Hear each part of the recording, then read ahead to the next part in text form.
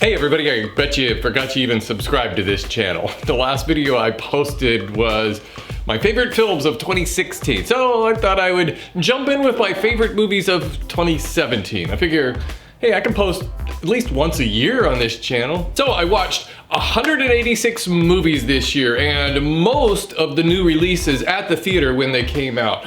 Most of the films I watch are enjoyable, but nothing special. The films in this list are the ones that reached me on an emotional level, showing me something I haven't seen before, or they challenged me or subverted my expectations. But mostly they all just entertained me and are films that I wouldn't hesitate to watch twice. Narrowing this list to 10 was pretty challenging. Here are some movies that almost made my list, my honorable mentions. Wonder Woman was exciting to watch and actually made sense to someone like me who's not a comic book nerd. I also really enjoyed Guardians of the Galaxy Part 2. I saw the first one, and this one was just as much fun, with a lot of parts that really made me laugh out loud. Personal Shopper was a slow burn kind of movie with some supernatural mystery. Plus, it's the first movie I've ever seen in which texting is handled logically and is actually a critical element of the story. I really enjoyed 47 Meters Down, about two sisters trapped in a shark cage at the bottom of the ocean with less than an hour of oxygen left. It's super suspenseful and it's a well-shot indie thriller. As far as big budget horror films go, it is one of the best, and one of the best Stephen King adaptations, although really it's less horror and more kind of like Stand By Me or Stranger Things.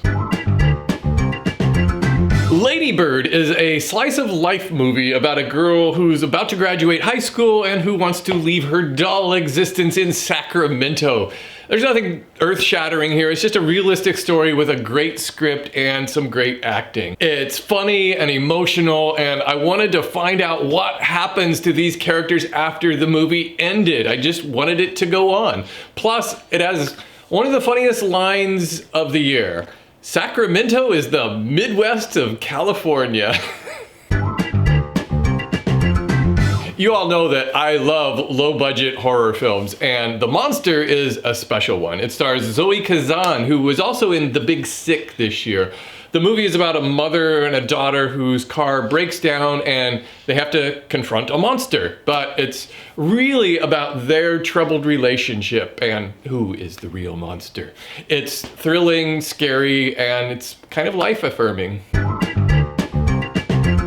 Ingrid Goes West is a comedy about a social media stalker. It's timely and weird with some really funny moments and kind of a sad subtext. Aubrey Plaza hits just the right tone here as a very disturbed individual who just wants Instagram likes and followers. I mean, don't we all? War for the Planet of the Apes blew me away. I love this series, and this is easily the best in the trilogy. It explains a lot of what happened to this apocalyptic world. There's one last showdown, not really a war, between the apes and the handful of surviving humans. Plus, it's got some references and callbacks to the original 1968 classic movie. Amazing motion capture effects and a moving story. I really hope this series continues. My favorite action film of the year was Baby Driver. Fast-paced and fun with a great soundtrack that fits the story. Edgar Wright is such a unique director who makes some of the most fast-paced and quirky movies around. If you like Shaun of the Dead and Scott Pilgrim Saves the World, you'll love Baby Driver.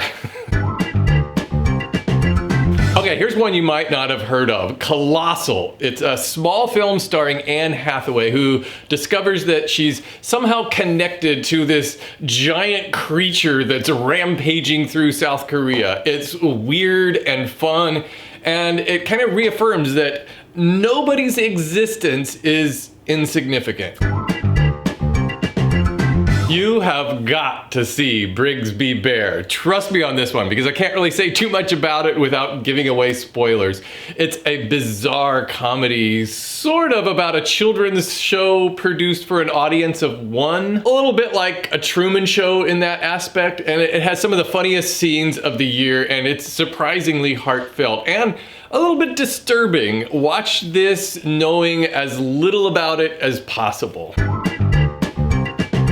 The Big Sick was my biggest unexpected find of the year. I didn't know much about it, and I was just expecting a run-of-the-mill rom-com. Instead, it's a really funny movie about a stand-up comedian whose newish girlfriend is in the hospital. It's warm and honest and very emotional. My top two films are very polarizing.